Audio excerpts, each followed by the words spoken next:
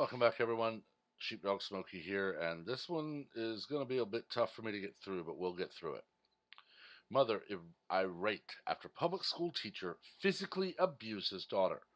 A mother had to force the issue with a school district in order to get them to punish an abusive teacher. The mother of a 5-year-old is irate after her daughter's teacher was seen on video kicking her child. I can't really even put it into words. I hurt for my child, and I was just angry that someone could do that, the mother told CBS 46. The mother asked not to be named publicly, but said the Kansas school district was uncooperative when she relayed her 5-year-old's report of abuse to the administration. The teacher, Crystal Smith, initially lied about the incident, Smith said in a meeting recorded by the mother. Trending. And then, so I'm not surprised she has some marks on her. She was crawling around in the bookshelf. She has a red spot on her arm. And I'm not surprised because she shoved herself into that bookshelf. I mean, she kicked me a couple of times. She was reaching over into the bookshelf, pulling books out, and those were metal book divider things. I said, don't, we can't do that. So I put myself kind of standing around her so that if she does throw something, she wouldn't break anything. Unsatisfied, the mother pushed for more information. Eventually, the video was released, showing the teacher kicking her daughter in the back. When I saw the video, it was heartbreaking because everything she said, she sat at the same table as me and just lied about everything. She lied to me. She lied to everyone else. She was almost really convincing, the mother reportedly said. She then accused the school of a cover-up. I said, okay, my child had not said anything to me. You were just going to go behind closed doors and speak to everyone else, and if something came up, you'd let me know. But had she not said anything to me at all, I might, or I may never have known, she said. After the mother dogged the school district, Smith was out on leave and eventually fired at the end of March. The school district put out a statement about the incident. The Shawnee Mission School District was deeply distressed by the actions shown in the video. We take our responsibility to keep our children safe extremely seriously, and as parents and educators, we are heartbroken whenever a child is not treated with love and respect.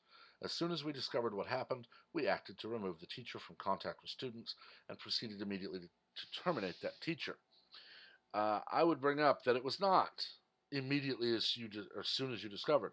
It was as soon as the mother made the video public. You see, I have taught as a substitute at the elementary level, middle school level, and high school level. Thankfully, for me, I've taught fourth grade or up. I'm not really the right person for a room full of just very rambunctious children. I have nothing but respect for the teachers who can do that. You get to about fourth grade, and they generally will listen to you as long as you make things entertaining and a little interesting. But this should never happen, one. And if it does, there shouldn't even be leave. There should be criminal charges for child abuse. The teacher marched out in handcuffs, told, you've been fired. The district will be a witness against you in court. But this is apparently business as usual for certain school districts. Cover your butt. We don't want the video getting out, but when it does, we have to cover our butt and say, well, as soon as we saw the video, here's the thing, there was video of it. That means that the camera was on school property and run by the school. As soon as a mother tells you her child has been abused and beaten to the point of bruising, pull up the video. It's that simple. It's the same reason that when there is a report of a car crash with a hit and run, police will immediately talk to all businesses right around that place that have a view of that intersection where it happened to get video. We live in one of the most surveilled societies I've ever heard of. And yes, I know this is because we have the technology to do it. But we have a society where people are more and more of the idea that they have a right to whatever they want, and they can just take it. So stores, retail establishments, service establishments, anywhere and everywhere that's a business of any kind has video surveillance of their office. And anyone who is on a street and they face traffic, you're going to get a little bit of that traffic in there. And that's just common sense, honestly. But in this scenario, the school specifically put the cameras in to monitor the children. And now we have footage showing this, a teacher kicking a student in the back.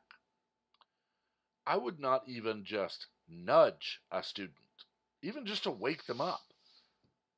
You kneel down, and if it's in this case where a student is on the floor rolling around or maybe throwing a fit, you do stand them up and you talk to them as if they were your own child. Period. I've told the story of substituting for a 6th grade class, and this is in an older school building. It's been there longer than I've been alive. And during the day, I was first class of the day, I was basically supposed to take roll, give them a few little bits of information, and then we were watching a video. Now, I'm used to all the schools I went to, there's one light switch in the room, and it turns out half of the lights. Schools are nothing if not smart. Give them a dark room, kids are going to cause trouble. So I went over, expecting half the lights to go out, clicked the light. As soon as I did it, the room went dark, so just instantly, right back on. This is probably maybe a split second the lights were out. And the students knew by where I was walking what I was going to do. I'd already turned the TV on, I already had the video going. As soon as I turn around, so from the time I turn my back to turn the lights off to the time I turn around is maybe 3.5 seconds. I see a paper football flying across the room. Not across the table, but across the room, where it catches a young lady right at the corner of her eye. First thing on my mind is how's she? So I go over and kneel down and get a look at it. I can't really tell if it's red or not. I'm not a medic. So I tell her friend, I need you to take her to the nurse. I go over, write the pass, hand it to her. They go to the nurse. As soon as they're out and the door closes, I slip into drill sergeant. Very clipped, and you can tell that I'm not happy. I'm not yelling. I'm just obviously upset that a student has possibly been injured under my care. I make it very clear that I will not tolerate horseplay because it has the potential to injure someone. And I don't want anyone in that room injured in any way. I also tell them that I've been 11, 12 years old. And I know the propensity to think when the teacher says, if no one comes forward, I hope that the guilt is enough, or something along those lines. But I then say, I am smart enough to know which table it came from. And if it happens again, everyone at that table will get a week's detention. Because one of the people there will have done it, the others will not have stopped that person. Now, I did get a little nervous right after I stopped, because I was subbing for a teacher who was doing other things on school property. They were there, they just were not able to teach. But his words were very comforting, because, sorry about that, as soon as I finished telling them that they would get detention from me, his words were, then you get a week from me. I'm in total agreement. You're here to learn, and we do want it to be fun, because you learn when it's fun. But we don't horseplay. We don't do anything that would injure anyone. Our first priority is your safety, then your education. If you're not safe, you can't learn. They were a little cowed for the rest of the period. I saw them in the halls. They kind of wave at me. Next day was a little subdued. Third day, back to normal, vibrant, upbeat kids, ready to have fun. That is the polar opposite of what this idiot did. This is something that really honestly should have gone to arrest, because we have people who, if they see you spank your child, just one little pop to the butt because they stole something, and then you say, now go give it back and apologize. They report you as if you're beating them with chains. But this, a school defends and lies about? It's reprehensible. It honestly is. It honestly is. So this, and I'm still getting used to indicating, but there's no excuse. This should not happen. Ever. And when it does, it should be swift action to call the police, report them for child abuse, hand over the video, and make sure that person's never around children again. Don't let them lie, don't let them hide it, and certainly don't help them.